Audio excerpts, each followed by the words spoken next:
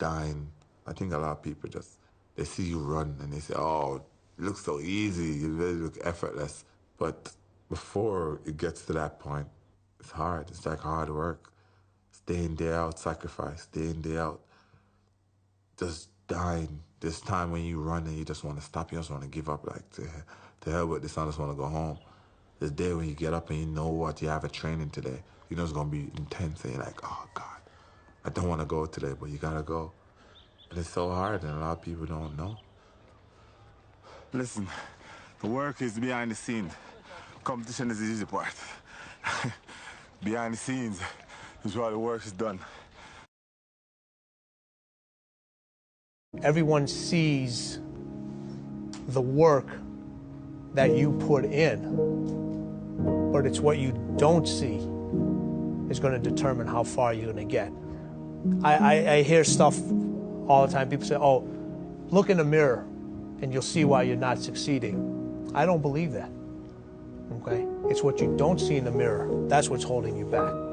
It's what you're not willing to see is why talent is not enough. And when you finally see it and accept it and decide to work on it, then you can take that next level. Okay, beyond that, if you were to focus half an hour of study on one field of endeavor for 5 consecutive years, you'd not only transform you, you'd transform the world around you. You were put here for a reason. So nurture your nature. Figure out, first off, I am valuable. Accept that. I want to know who I am, and I want to know how I operate and how can I understand me better. And then I want to nurture that nature. I want to apply myself in the world and put myself to work in such ways that the rest of the world says, well, that's cool. If he or she can do it, I could probably do it. I wonder how they did it.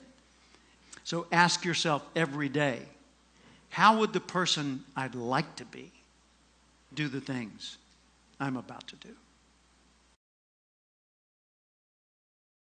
So if your job is to try to be the best basketball player you can be, right? To do that, you have to practice, you have to train, right? You want to train as much as you can, as often as you can. So if you get up at 10 in the morning, train at 11, right? 12, say 12, train at 12, train for 2 hours, 12 to 2. You have to let your body recover. So you eat, recover, whatever. You get back out, you train, start training again at 6.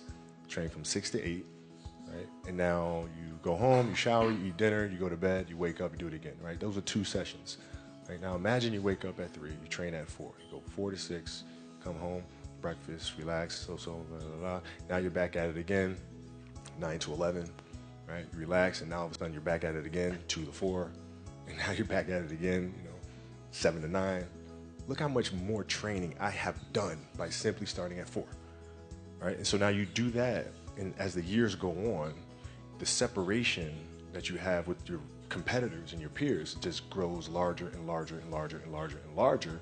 And by year 5 or 6, doesn't matter what kind of work they do in the summer, they're never going to catch up because they're 5 years behind. Right? So it makes sense to get up and start your day early because you can get more work in.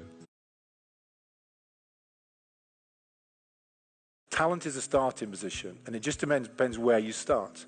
So you've got to say, there's my talents. I'm now the opposition, or the competition is the other people of similar talent. And the big thing to me is, how do you leverage that talent? And if you're able to leverage your talent, in my world, you become a champion. In other words, so it's where you come from. So anyone can be a champion. You've got to know where you start from and where you're trying to get to. But you're not going to get there just because you've got this talent. I look at other things on top of talent if you want to leverage that talent in, whether it's in academic work or sporting work.